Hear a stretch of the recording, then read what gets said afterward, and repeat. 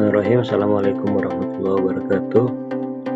Pada kesempatan ini saya akan menjelaskan tentang tema rasionalitas dalam ekonomi Islam sebagai bagian dari tugas final untuk mata kuliah komentar ekonomi Islam di semester ini.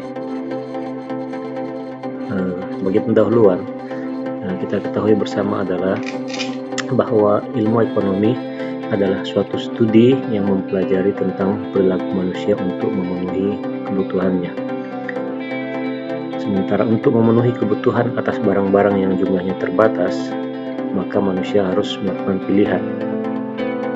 Karena barang-barang atau sumber daya itu terbatas, sementara bisa dikatakan bahwa kebutuhan manusia itu tidak terbatas. Kemudian cara melakukan pilihan, maka manusia itu harus memilih. Makanya cara melakukan pilihan tersebut hanya dapat dilakukan oleh manusia ekonomi secara rasional atau secara rasionalitas ekonomi. Sehingga secara umum ekonomi adalah studi tentang manusia ekonomi yang rasional. Asumsi rasionalitas adalah anggapan bahwa manusia berperilaku secara rasional atau masuk akal dan tidak akan secara sengaja membuat keputusan yang akan menjadikan mereka menjadi lebih buruk. Ya. Jadi tidak mungkin seseorang itu melakukan sesuatu yang memberikan keburukan kepada mereka. Itu yang kita sebut sebagai rasionalitas. Kemudian perilaku rasional itu meliputi dua hal, yaitu meliputi metode dan meliputi hasil. Meliputi metode berarti bahwa tindakan yang diambil berdasarkan suatu alasan yang masuk akal dan tidak berdasar hanya pada kebiasaan, prasangka atau emosi. Seorang atau manusia itu mengambil tindakan itu berdasarkan sesuatu yang masuk akal, bukan pada kebiasaannya, prasangkanya atau emosinya. Kemudian yang kedua, meliputi hasil berarti bahwa tindakan yang diambil benar-benar diyakini dapat mencapai tujuan yang diinginkan.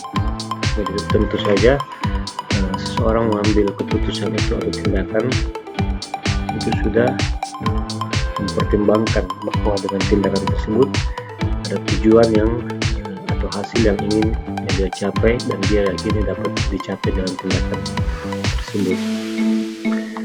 Sementara rasionalitas Islam atau dalam ekonomi Islam berbeda dengan konsep rasionalitas kapitalis, bahwa pelaku ekonomi yang memiliki rasionalisasi Islam menghadapi jangkauan waktu yang tak terbatas. Dalam pandangan Islam, kehidupan manusia terdiri dari kehidupan dunia dan akhirat. Sementara dalam rasionalitas ekonomi konvensional atau kapitalis, semuanya hanya dalam rangka memenuhi kehidupan dunia saja. Oleh karena itu, maslahah yang akan diterima di hari akhir merupakan salah satu fungsi dari kehidupan di dunia, atau maslahah di dunia terkait dengan maslahah yang diterima di akhirat. Jadi seorang muslim dengan rasionalitas Islam dalam mengambil keputusan ekonomi itu senantiasa memperhatikan dua hal ini, di dunia dan akhirat, bahwa dia mendapatkan keuntungan di dunia dan dia juga mendapatkan keuntungan di akhirat, atau setidaknya dia tidak mendapatkan keuntungan, dia tidak mendapatkan kerugian di salah satunya. Karena itu dalam kerangka berpikir rasionalitas Islam ada beberapa hal yang bisa diperhatikan. Yang pertama adalah setiap perilaku ekonomi bertujuan untuk mendapatkan maslahah atau mendapatkan falah.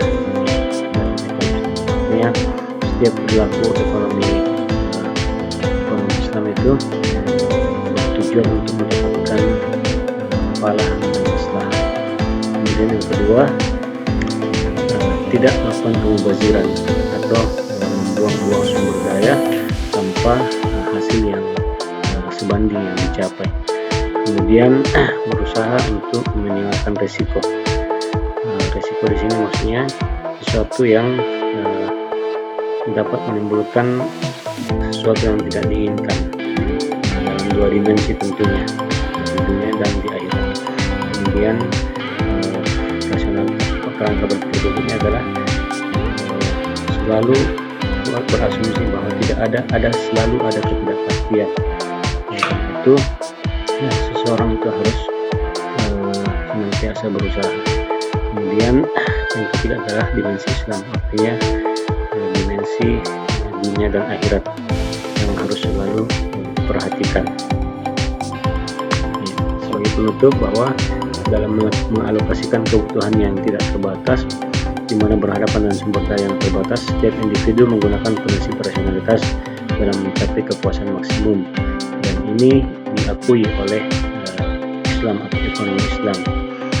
Kemudian rasionalitas merupakan pengembangan dari asumsi bahwa manusia adalah homo economicus, yang berarti bahwa setiap individu paling mengetahui kepuasan yang maksimum bagi dirinya dengan tidak berperilaku sempit, melainkan perilaku logis bagi setiap individu yang sadar dan perhatian untuk memperoleh falah atau kemenangan di dunia dan akhirat.